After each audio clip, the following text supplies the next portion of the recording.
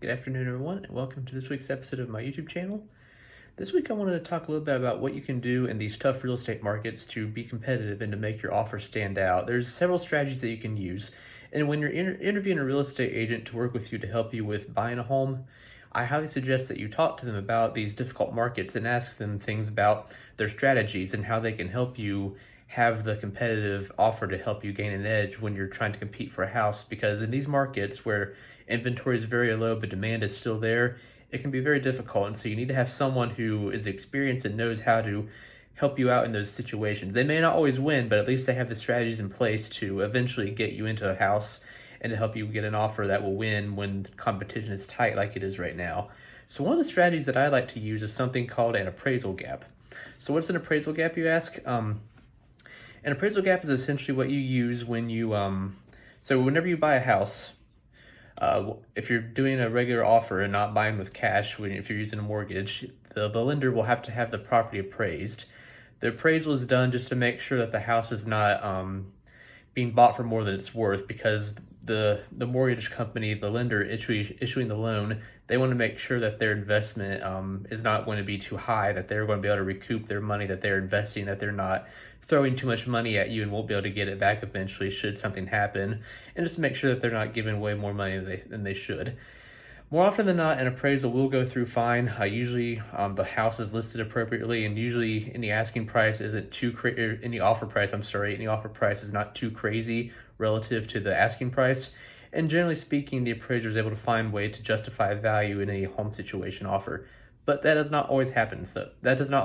Though. Sometimes the buyer might offer too high of a price, or maybe the seller asked for too much more than the house was worth. Maybe you were willing to meet that price, but maybe in the appraiser's opinion, the house is not worth what they are saying it is worth.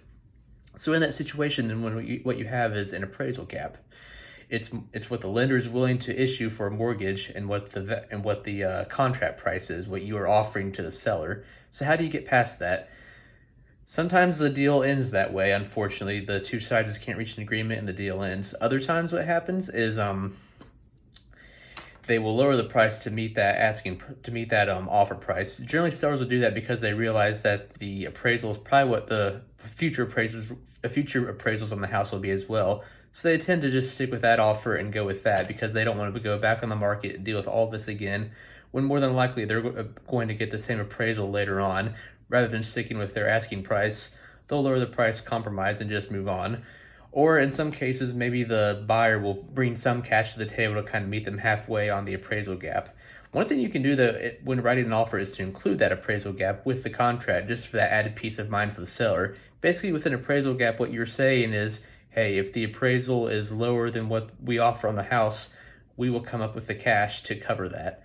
Now, that doesn't work for everyone. You have to have a lot of cash on hand to be able to do something like that, and not everyone can do that, especially first-time home buyers. So it's not something that everyone can do, but if you have the resources to do it, it is a great tool to have in your pocket when making an offer on a house, because you're able to kind of have an offer that stands out to the seller so that you can back up the higher offer that you are presenting to the seller by saying, if my mortgage appraiser does not agree with the home value that we are offering on this contract, I have the money in reserves to cover that price and get you all of your money at closing. It's a great tool to keep in your pocket, and of course, you'll want to make sure that you have the cash on hand, that you're not overdrawing yourself. That is something that you would need to discuss with your lender, with your financial advisor, or other folks involved, just to make sure that you can justify doing that. But if it's something that you're comfortable with doing and that you're able to do, I suggest it, because it's a very good strategy to have. So I hope this was helpful.